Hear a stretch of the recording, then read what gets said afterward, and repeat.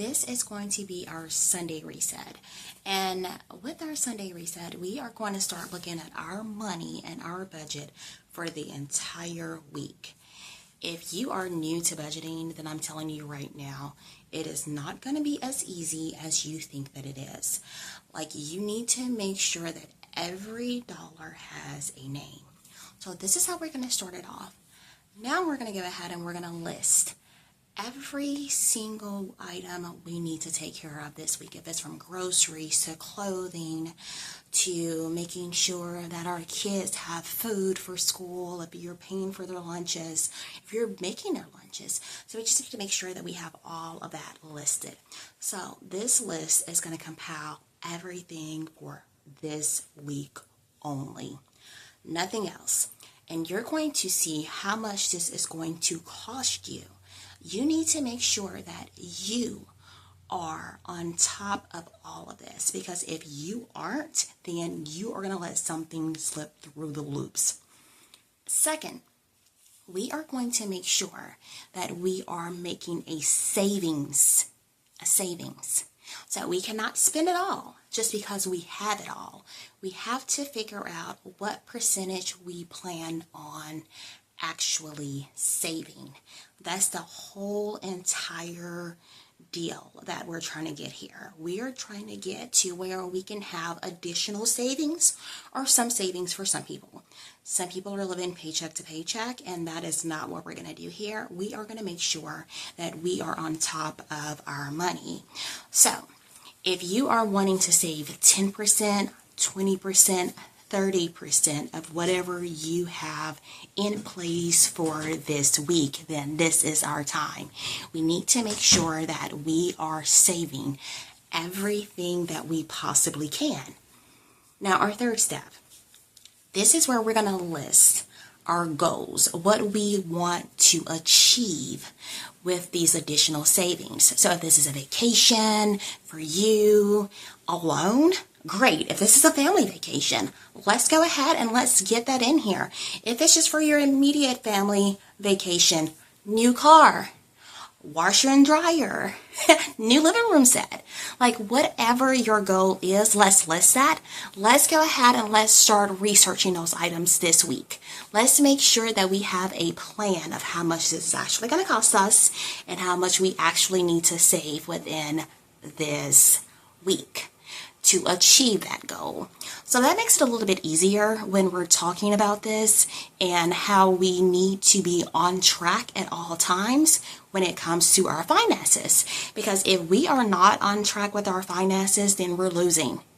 We work hard every single day so that we can make sure that we have all of our necessities and some of our wants as well.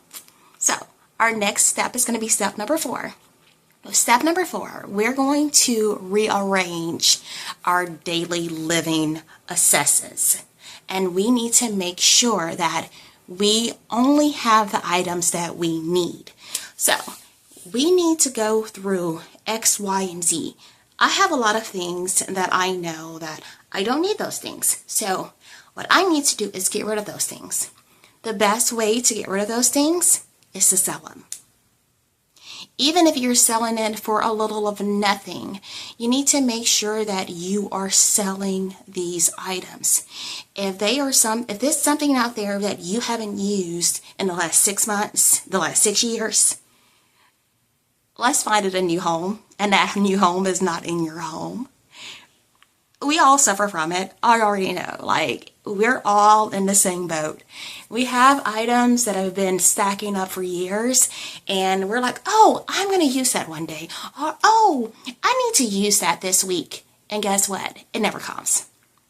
So let's go ahead and get rid of those things, and then we can start adding that to our bucket of the items that we are looking to move forth with our purchases.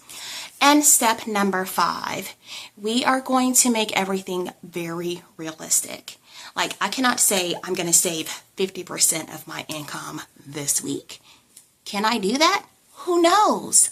But If it's not realistic, then I'm definitely not going to write it down. I will say 15%. Well, this week I'm going to do 15%. And then hopefully by this time in December, I can save up to 50% because I know that I have my budget in place and I am going to be able to maneuver things around so that I can add those additional funds up. It's much easier when you're starting with a smaller goal, reaching that goal, crushing that goal, and being able to look back and say, I did that.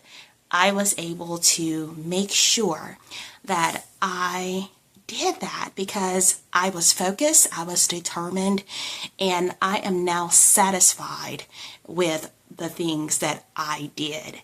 And even with a smaller income, all of this can be achieved. You can never say, I can't do that, because you can. And I am in the upcoming weeks, or maybe even upcoming days, let's see how this goes. I may be able to put together a strategy on how you can actually pay off a lot of your bills a lot faster. Because here we're all about the budgets, we're all about making sure that our money works for us, and credit card debt. I know lots of individuals that have credit card debt, and there are so many different ways to get rid of that credit card debt and a lot faster. Because if you are looking at $10,000 on a credit card and you know that you're paying your minimum payment, you're paying your minimum payment. So you're paying your minimum payment every single month. Let's just say it's $350. So $350 that you're paying on that $10,000 with that interest rate that we know is just off the chain. It's completely insane. I'm sure it's over here in a 20-30% interest rates that you're going to be paying on this. You're looking at 10 years. I have a trick for that. We can get that paid off in less than a year and a half.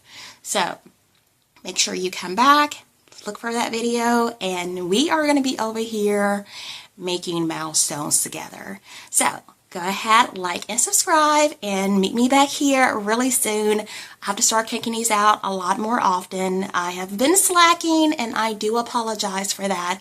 But again, we're a team. We're doing this together, and we are going to be coming back, and we're going to be making riches together. All right, family. Talk to you all later.